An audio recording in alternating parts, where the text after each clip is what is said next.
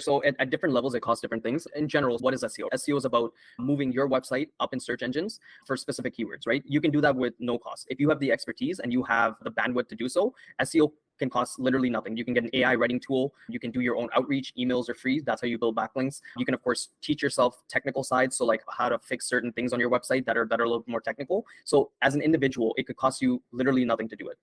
But of course, if you're head of marketing and you have 15 direct reports and you don't really have time to get your hands dirty and you feel as if your team is focused on other areas already, how much it would cost you. So for example, there's really different ways you can price it out. So if you were to go the international route, if you were to go on Upwork and you were to hire someone off of Upwork, you can easily do that for about $1,000 to $2,000. And this person would be an SEO expert. They would kind of work just with your agency and they would develop all the sort of road mapping. They might be able to fix some of the technical issues. They might be able to write some of the content. They might be able to do some of the link building. That's not advised because all these roles are very different in nature. So you can easily get someone working at least part-time or full-time just for your sort of company. And I'm thinking of a medium-sized company which would have this much workload. If you're a very small company, if you're a small one-person blog, it doesn't make sense for you to hire someone part-time or thing. You can just hire them on an hourly basis.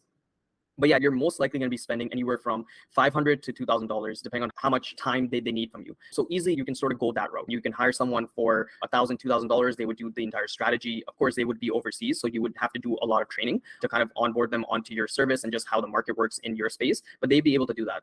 Then apart from that, obviously you don't want them writing in the long term. So because SEO people aren't great writers, that's just from my experience. Writing is a completely different skill set. It's complemented when you have an SEO person either working with you or you have an SEO background. It's complementary, but a writer is a writer, an SEO person is an SEO person, in my personal opinion.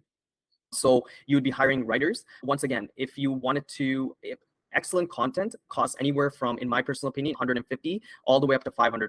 So for this content, what you can do is there are a couple of different options. The least constraint is going with a service. So you can go with something like draft.co, which costs around 10 cents a word. So if you're writing a 1,000-word article, it's about $100. If you're writing 1,500, it's about $150.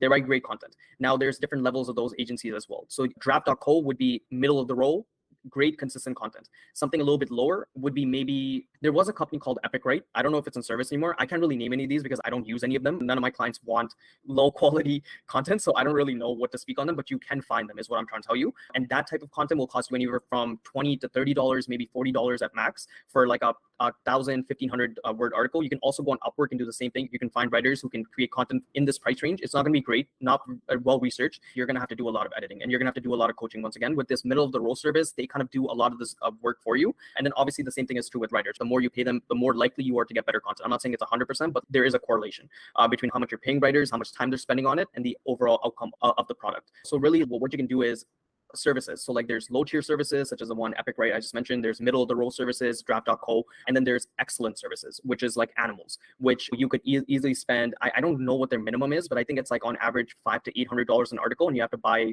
probably 10 of them in order for them to engage, but they're creating world-class level content. So like if you get content from them, it's going to be research. They're probably going to do a whole bunch of different things.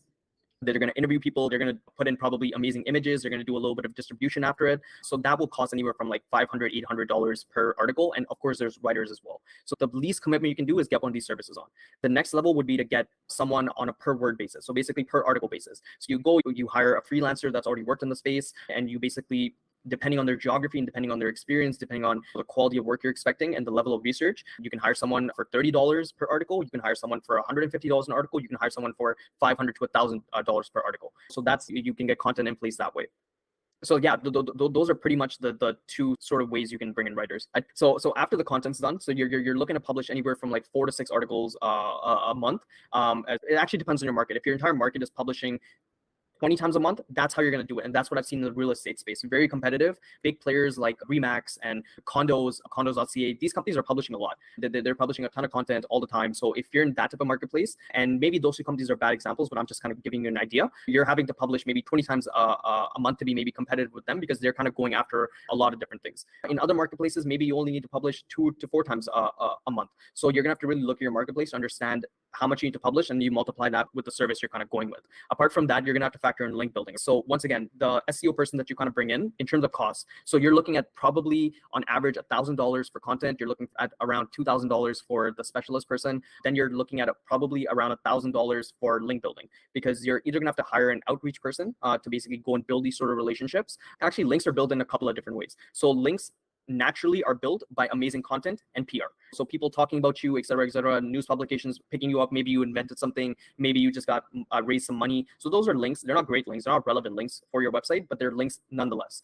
So that's one way of doing it. Also through blog content. If you write amazing blog content, you do a big study, people start referencing you, it gets picked up. So those are all really good links. So that's how you build links naturally. The other way of building links, which is called backlink building, you actually have to reach out to people. So you have to build these relationships. You have to establish relationships with website publishers and ask them, hey, well, what's on your content map? Can we maybe work together on a content piece? Most of the time, you're going to have to compensate them. So a good rule of thumb is a good link on average will cost anywhere from $100 to $150.